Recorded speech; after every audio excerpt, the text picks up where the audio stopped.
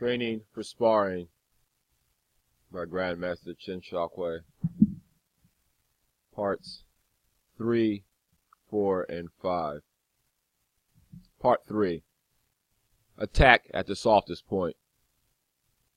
In sparring, try to be observant and quickly detect the opponent's weak points.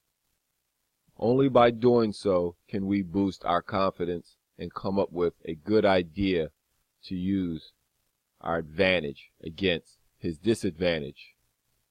This is the same as getting to know your opponent. But if you fail to achieve this, you will get nervous, lose confidence, and attack without a plan, exposing your own weak points, and eventually losing the fight.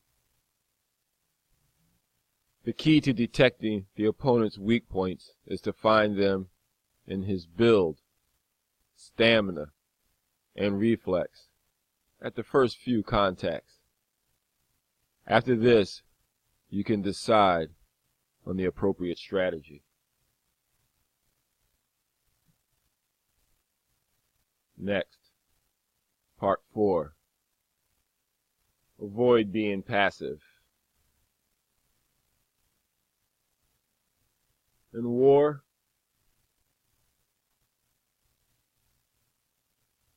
the priority is to wipe out the enemy. To preserve oneself is only secondary. Only by defeating the enemy can one effectively preserve himself. For example, if your opponent is taller and moves fast, to make things worse, you are not as good as he is. Obviously, you are at a disadvantage. If you decide to handle the opponent by putting up a defense, you will give him more initiative, letting him take full advantage of his strong points. The outcome cannot be anything but certain defeat.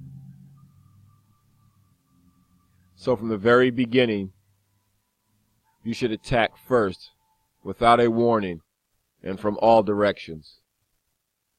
Every strike should be fast and powerful, leaving him no chance to counterattack, and making it impossible for him to use his advantages. Then you may possibly turn the situation around and win a victory from a very likely defeat.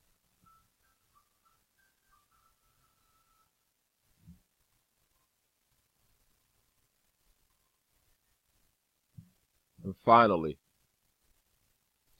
make noise in the east, attack in the west. To assure a victory in sparring, you must lure the opponent, confuse him by sending a wrong message, and take him by surprise. This is an important method of turning a disadvantage into an advantage. It means a fake to make a noise in the east. The real strike is in the west.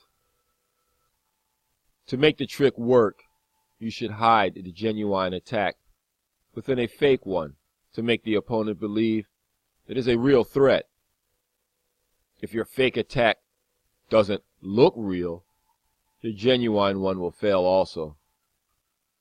For example, if your left strike is a fake and the right one is real, you should do everything possible to attract the opponent's attention with your left strike, taking away his right defense, then delivering a fast strike from the right. In order to mislead successfully, we have to practice fake attacks for certain parts of the opponent's body, to practice all strikes so they travel along the shortest path and along the smallest circles. We are not supposed to give a telltale sign with our facial expression. These signs will warn the opponent and may result in a surprise attack by the opponent. On the other hand, we can use the signs to confuse the opponent. For example,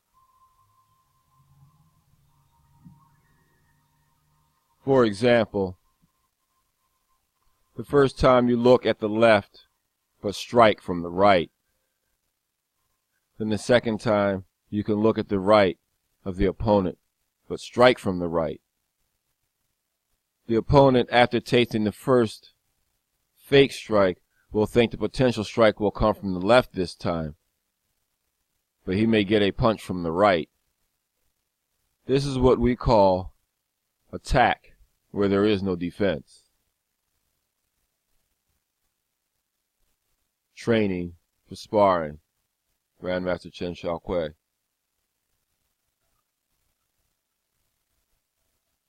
Train.